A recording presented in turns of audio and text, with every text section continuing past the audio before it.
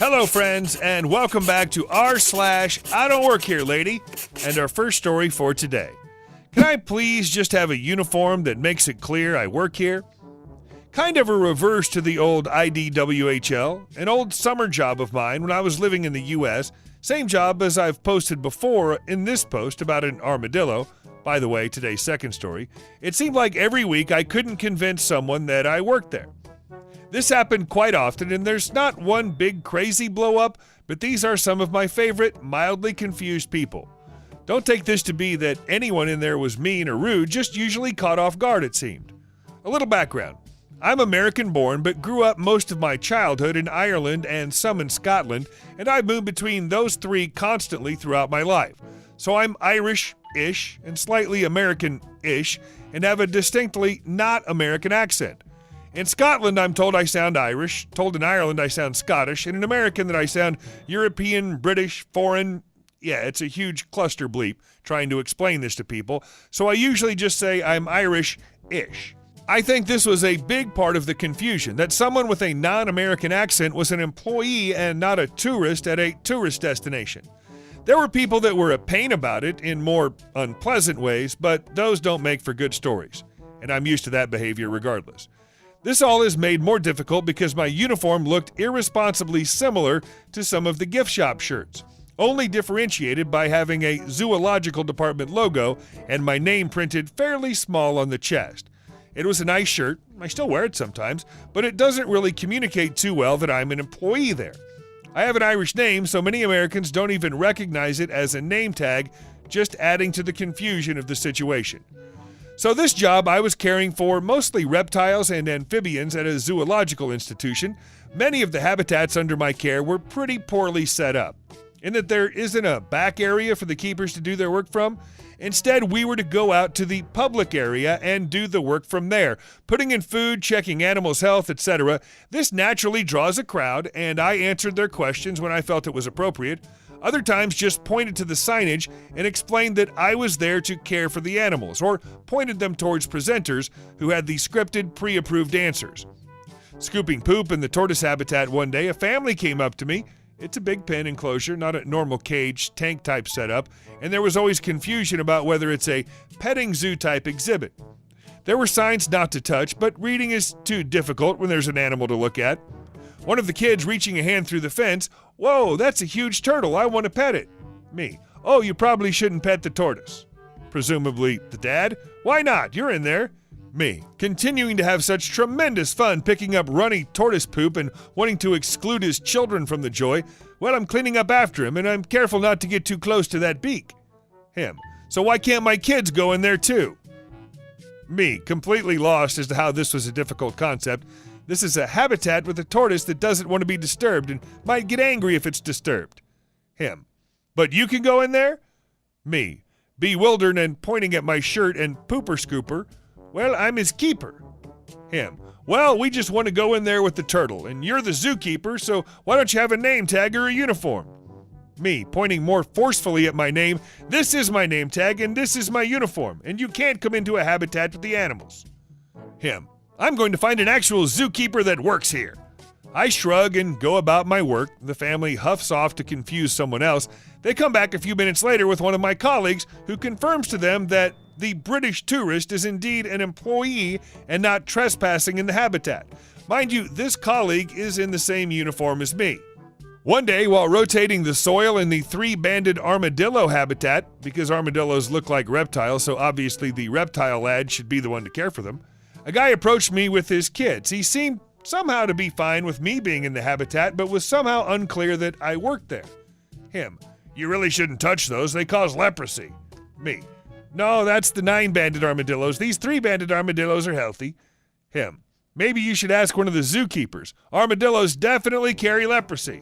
Me. "Some do, but these ones and their species don't." Him. "I don't know about that. You should ask someone that knows about armadillos. They ripped up my yard as long as I can remember, and some have leprosy." Me. "Well, as their keeper, I can assure you they're healthy, and I won't catch anything from them." Him. A clear look that he doesn't believe me and walks off. One lady was very impressed that I know about axolotls. Being that I'm not American, I was just observing some of the animals for behavioral notes, so to be fair, it did look somewhat like I was just a guest. Her.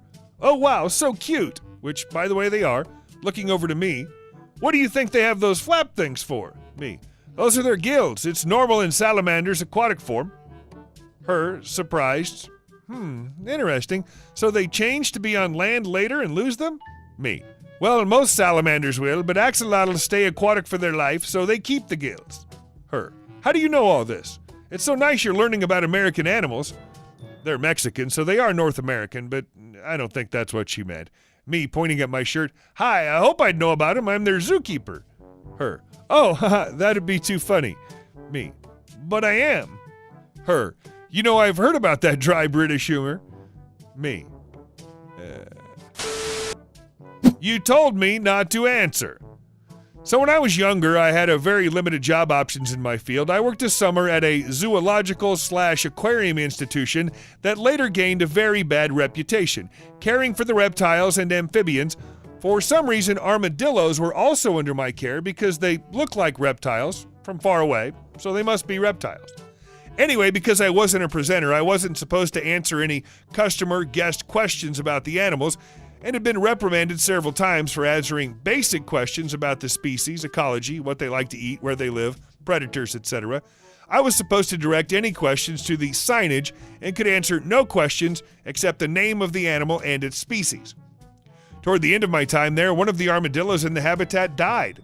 She was extremely old, nothing bad or painful. The other of the two armadillos was very visibly distressed, suddenly being alone. His species can live alone, but often live in small groups, and regardless, this individual was very distressed living alone. I brought this issue to the department head, who more or less dismissed it.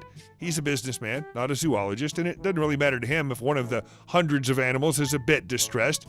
At least that's the vibe I got from him. So, PO'd, I began preparing a very detailed log of the armadillo's behavior, as management is legally required to intervene if there is valid medical concern for the animal's health. Several days later, a customer guest came in and was watching the armadillo. She was nice, little old lady, and was very curious about him. Lady. Oh, it's so silly. Is it a boy or girl?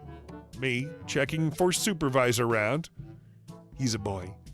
L. Oh, how cute. How old is he? Where did he come from? Me.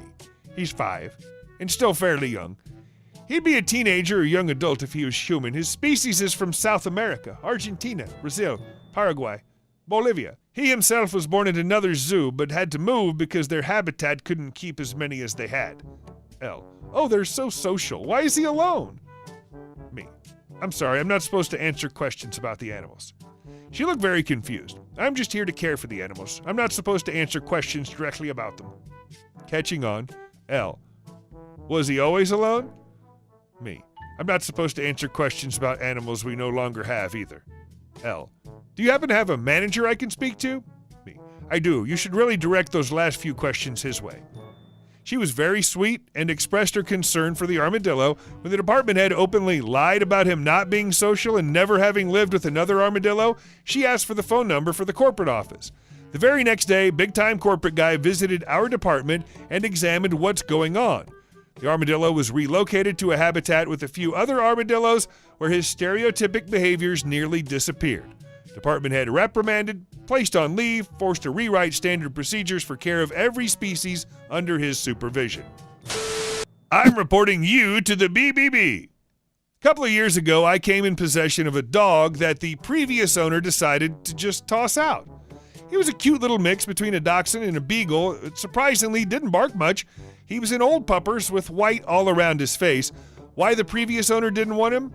I don't know, but they said if no one gets him today, he'll be going to the shelter. I went and picked him up with the intent of keeping him until I could find someone else who'd give him a permanent home. I would have kept him myself, but I already had 3 very big dogs in a small house. He was old and frail, and my 3 retrievers were wild and energy and pushed him around unintentionally. Eventually, I found someone on Craigslist who'd recently put down their dog who looked very similar. I guess they were trying to fill the void. Either way, it was a loving family, and we were happy to find him somewhere nice to live. I took the post off of Craigslist, but the next day a woman texted me asking for him. I told her he was already gone and apologized. She asked if she could have him anyway. I told her I don't have him anymore, but thanks for your interest. She continued to text me asking for a time to meet and more details about him. Eventually, I told her to stop texting me and I was blocking her number. The woman sent back, "This is not how you run a business. No one should buy a dog from you. I'm reporting you to the Better Business Bureau." So I guess the moral of the story is, don't buy a dog from my non-existent business because I have bad reviews. The time I accidentally got a job. Not sure if this is in the right sub or not, but this is a tale about how I got hired and promoted in a 2-hour period. So I'm a Kiwi, New Zealander, and I was on my OE, overseas experience, in London. I was wandering the street and this guy was struggling with a pallet of beer, trying to get it into a music venue. So being the nice guy that I am, I asked if he needed a hand. I don't know how far this guy had been hauling these beers, but it must have been a long ways because he was sweating. So we get these beers into this empty venue, and he asked me to help set up the bar, pointing out where he wants things to go. I think he just assumed I worked for him, but I'm 19 and hate confrontation, so I just say, yeah, sure. And I start putting the beers in the fridge, and he says, "I'm off to take a shower. Keep up the good work." So I've known you for all of 20 minutes, and you're trusting me, unsupervised, with your bar/venue. Not what I signed up for when I offered to help you, but I've got nothing planned, so F it, I guess I work here now. So I keep setting up the bar for the show that night, and the bar staff starts showing up. They must have been temps and been used to staff changes because they all just assumed I was the bar manager because I was the only person in the place. So they introduce themselves and ask what they can do. Luckily, I'd worked in a bar before, so I start delegating. All this time, the owner's nowhere to be seen, but I'm enjoying my new manager role, just bemused by the whole situation. Finally, an hour since he left, he comes back, and something must have clicked while he was away, because he came up to me and said, "You're not one of my staff, are you?" "Nah, mate." "Why did you help me?" "Yeah, you look like you needed a hand with a pallet of beer." We had a bit of a laugh, and he asked, "You like the specials? They're playing tonight, and it's sold out, so stick around and enjoy." Oh, and turning to the actual bar staff, "This guy drinks for free tonight. I love the specials, and I love beer." Hey guys, thanks for watching the video to the end, and we'll see you soon.